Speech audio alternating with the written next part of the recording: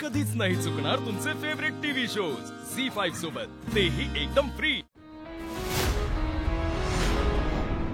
निघूया? तू गाडी काढ, मी आलेच। ओके।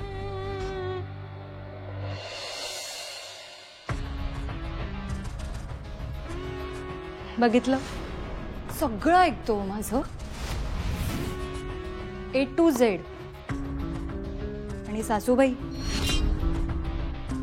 अण्णांचे संस्कार आहेत माझ्यावर, त्यामुळे परतफेड तर होणार। सगळ्या गोष्टींची नीट परतफेड होणार। येते।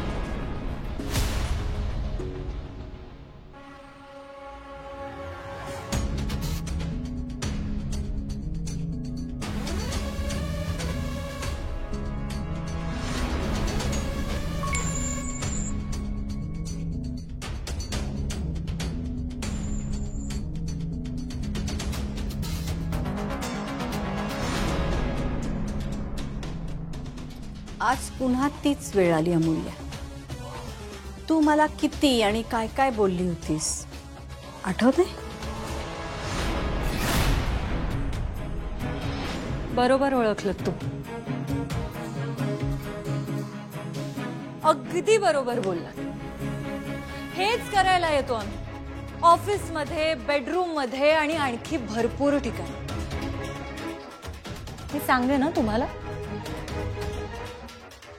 पण मला तुमची कमाल वाटते। अशाच वेळेला बरोबर कशा काय येता हो तुम्ही? पण ठीक आहे, आता ना तुम्ही आता या गोष्टीची सवय करून घ्या, कारण तुमचा मुलगा माझ्या नादाला लागलाय। तुम्हाला काय वाटलं की मागे तुम्ही ताईला वाटेल ते बोललात, तिने ऐकून घेतलं, तसं मी सुद्धा ऐकून घेईन? सासूबाई,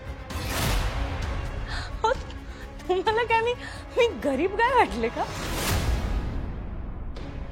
सासूबाई, मी गरीब गाय नाहीये, मी मारकुटी गाय, चिंगच मारते।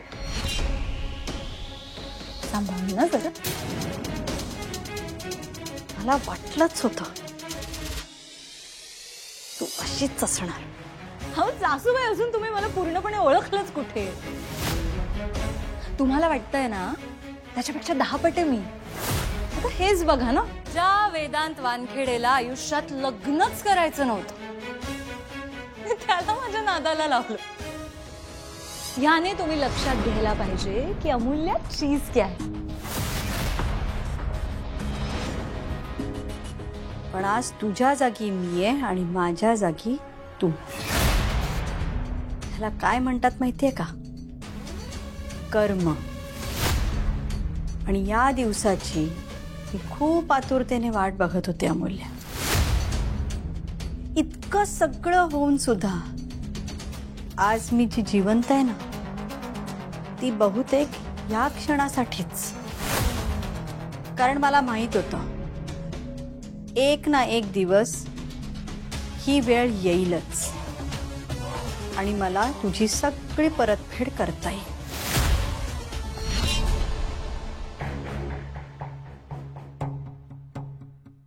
अरे दादा, काय करतोयस? अरे मी बघून येतो ना काय चाललंय वर। अरे आता तूच आम्हाला कॉन्फिडन्स दिलास ना, आणि मग आता तूच असा का डळमळतोयस? हे बघ, तू आता वर गेलास ना तर त्याचा चुकीचा अर्थ निघेल आणि त्याचा अमूल्याला जास्त त्रास होईल।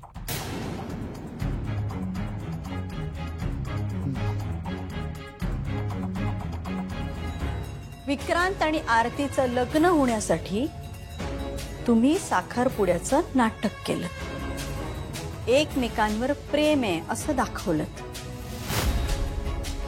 मला काय वाटलं, मला कधी कळणारच नाही? हा, तुम्ही भोळे आहात का मूर्ख ग? अमूल्या, जगाचा ना एक साधा नियम आहे, ज्याला जी भाषा समजते त्याला त्याच भाषेत उत्तर द्यायचं, जशास तसं। हाच न्याय। आणि म्हणून तू जे काही वागलीस त्याचा बदला घ्यायचं ठरवलं मी, आणि म्हणून पुरुषोत्तमशी साखरपुडा करण्याचं नाटक केलं। हो हो, नाटकच होतं ते. बघ, अंगठी आहे माझ्या हातात. नाही ना? आता कळलं कसं वाटतं ते. त्या सगळ्यामध्ये वेदांत वेडापिसा झाला. तो पुरुषोत्तमच्या अंगावर धावून गेला आणि या सगळ्यात माझ्या मुलाच्या जीवावर बेतलं. आणि म्हणून मी हे नाटक आवर्त घेतलं. आणि अमूल्य काय आहे ना, मी स्वतःला तुडवून घेऊ शकते, पण माझ्या मुलांच्या अंगाला खरचटलं जरी ना, तरी मी नाही सहन करू शकत. आणि या सगळ्यामध्ये माझ्या मुलाला किंमत मोजावी लागलीये, तुला नाही. तुला काही झालं नाही, मला काही झालं काहीच नाही. पण आज जर वेदांचा जीव गेला असता ना, तर त्याला तू जबाबदार असतीस.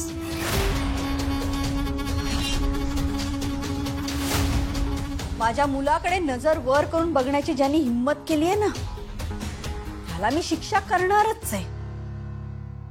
पण तुमचं काय का? हा, तुम्ही तर पराकोटीच्या चुका केल्या आहेत. त्याची किंमत कशी मोजाल तुम्ही? तुम्हाला फक्त माझा वाईटपणा दिसला. तुम्ही स्वतःच्या चुका सोयीस्कररित्या विसरलात का? तू काय म्हणाली होतीस, आठवतंय? की माझा मुलगा तुझ्या ताब्यात आहे. अमूल्या, मी ताबाच घ्यायचं ठरवलं ना, तर तू इथे उभी राहू शकणार नाही एवढी सोय तर मी करू शकते. मी कुठल्याही थराला जाऊ शकते. मग तुमचं लग्न मी होऊ देणारच नाही. आणि आरतीला या घरामध्ये सुद्धा राहू देणार नाही. तुमची सगळी स्वप्न उद्ध्वस्त करू शकते मी. आणि तुम्ही माझं काही वाकडं करू शकणार नाही आणि करू शकत नाही. तुम्ही मला जेवढी दुःख दिली आहेत ना, त्याच्यात दसपट दुःख देऊ शकते मी तुम्हाला. तू काय म्हणाली होतीस? तू माझ्या डोक्यावर मिऱ्या वाटणार हो ना? तू येच ग, तू ये. मला बघायचंच आहे तू माझ्या डोक्यावर कशी मिऱ्या वाटतेस ते. अमूल्या, एक गोष्ट लक्षात ठेव, मी आत्तापर्यंत गप्प बसले ना, ते फक्त माझ्या मुलासाठी. झी5 ॲप डाउनलोड करा आणि पहा सर्व एपिसोड्स एकदम फ्री.